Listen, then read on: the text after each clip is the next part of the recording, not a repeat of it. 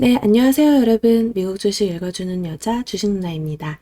11월 24일 수요일 아침, 우리가 잠든 사이 밤새 미국 증시에선 어떤 일이 있었는지 체크해 드리도록 하겠습니다.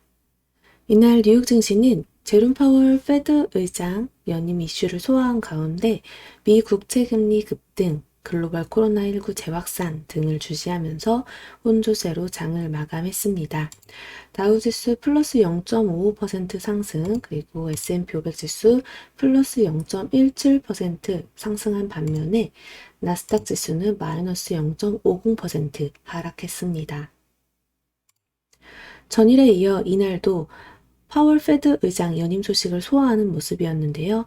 전일 조 바이든 대통령은 파월 페드 의장을 4년 임기의 페드 의장으로 재지명했고, 파월 의장의 경쟁자로 여겨졌던 레이얼 브레이너드 페드 의사를 페드 부의장으로 지명했습니다. 바이든 대통령은 성명서에서 전에 내가 언급했듯이 우리는 팬데믹 이전에 있었던 곳으로 돌아갈 수 없으며 우리는 경제를 다시 더 잘 재건할 필요가 있다라며, 나는 파월 의장과 브레이너드 박사가 인플레이션을 낮게 유지하고 물가를 안정시키며 완전한 고용을 제공하는데 주안점을 둬 우리 경제를 그 어느 때보다 강하게 만들 것이라고 확신한다라고 밝혔죠. 시장에서는 바이든 대통령의 파월 의장 재지명은 파월과 페드의 현 통화정책 행보를 지지하고 있음을 시사한 것으로 분석되고 있습니다. 페드가 예상대로 내년부터 기준금리를 인상할 것이라는 전망이 커지고 있는 거죠. 이 같은 소식 속에서 이 미 국채금리가 전일에 이어 이날도 급등세를 이어갔습니다. 특히 10년물 국채금리는 장중 한때 1.66%까지 상승하면서 10월 25일 이후 최고치를 기록하기도 했습니다. 또 2년물 국채금리도 지난해 3월 초 이후 최고치를 경신했죠. 이에 따라 이 주요 기술주들이 좀 부진한 모습이 나타났습니다. 그리고 글로벌 코로나19 재확산 우려가 지속되고 있는 점도 증시의 부담으로 작용이 되었는데요. 이번 주 25일 추수감사절 연휴 이후 확진자가 크게 늘어날 것을 우려하고 있는 가운데 미 국무부는 독일과 덴마크에 대한 여행 경보를 여행 재고에서 여행 금지로 상향했습니다.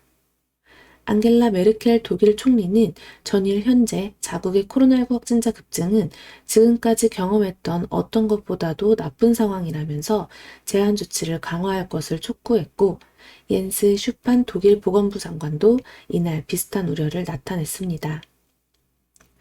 뉴욕 증시 전문가들은 추수감사절 연휴를 앞두고 거래량이 크게 줄어들 수 있어 시장이 조용한 모습을 보일 것이라고 예측하고 있기도 합니다. LPL 파이낸셜의 리안 데트릭 최고 금융 전략가는 CNBC에 추수감사절 주간이라 앞으로 며칠간 거래량이 극도로 적을 것이다. 따라서 아마 폭죽놀이가 많지는 않을 것이다 라고 말했습니다.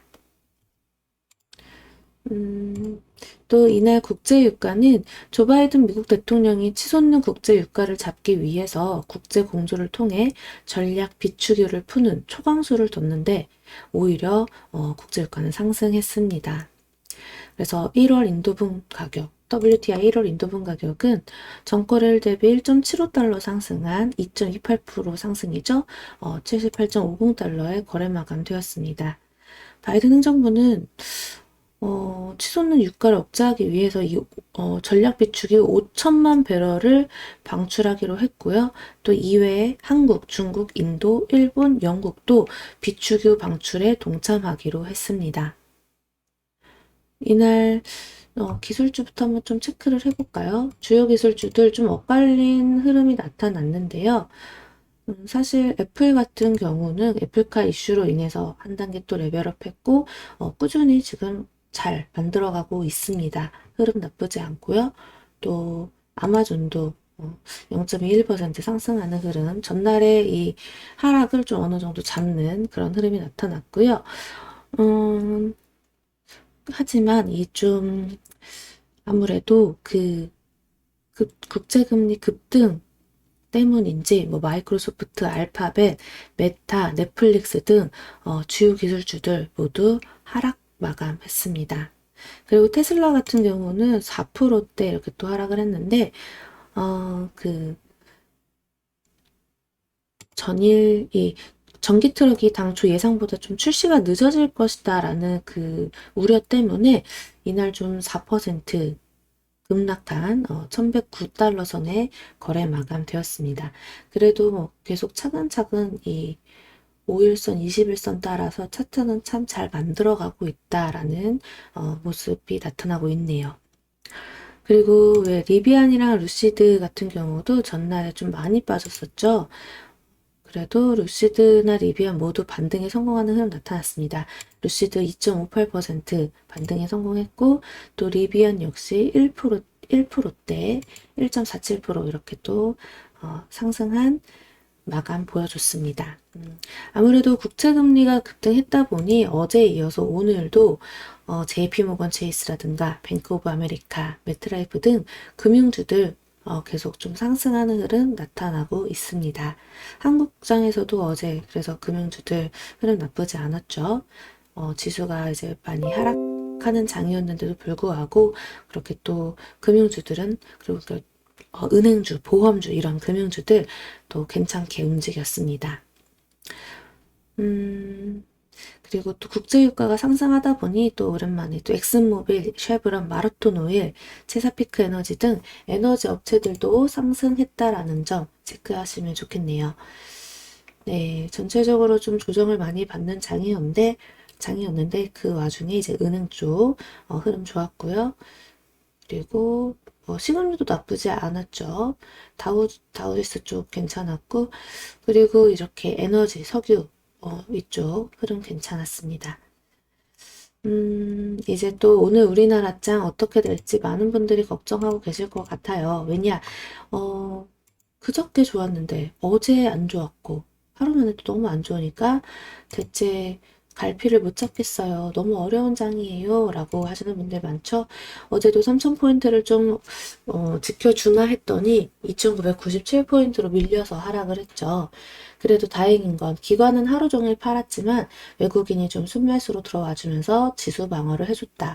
즉 삼성전자에 들어와 주면서 지수를 확 누르지 않고 좀 그래도 버티는 그런 흐름이 좀 나타났다라는 점이고, 그래서 코스닥보다는 좀 더 긍정적으로 코스피가 좋게 움직이고 있죠. 코스닥은 지금 아무래도 이제 그동안 많이 올랐던 뭐 전기차, 게임주, 전기차가 아니라 그 2차 전지 소재 특히, 그리고 게임주, 메타버스, 그리고 또 셀트리온 가족들을 비롯한 좀 바이오 쪽도 힘들고 했다 보니까 전체적으로 좀 흐름이 많이 안 좋았어요. 정말 약간 그 종목 차별 장세다라고 할 정도로 종목별로만 움직이는 애들만 움직였고 전체적으로 조정을 받았어요. 그 전날에 좋았던 반도체 소부장도 한 차례 살짝 쉬어가는 흐름 나타났었거든요. 물론 그래도 아직까지는 반도체 쪽은 흐름이 세게 살아있다라는 점 체크해 보시면 좋을 것 같고요. 지금은 약간 떨어지는 칼날로 보이는 메타버스 관련, 게임 관련 이런 거 있죠? 한동안 계속 올라왔던 원전 관련주 이런 건 조금 조심하면서 바라봐야 된다라는 거 꼭 명심하셨으면 좋겠습니다. 어디서 반등이 나와서 또다시 지수 견인을 좀 해줄지 체크해 봐야 될 것 같아요. 그럼 오늘도 우리 이따 12시 만나서 같이 시장 흐름 공부도 하고 종목별 체크도 하면서 오늘도 힘든 장일지언정 포기하지 말고 열심히 이겨내 봅시다. 알았죠? 자, 여러분들 오늘도 화이팅 하시고요. 우리 이따 12시 라방에서 만나요. 이만 미국 증시 마감 브리핑 여기까지 하겠습니다. 영상 재미있게 봐주신 분들 구독과 좋아요 그리고 알람 설정 댓글도 많이 많이 부탁드립니다. 이상 주식 알려주는 여자 주식 누나였습니다. 또 만나요.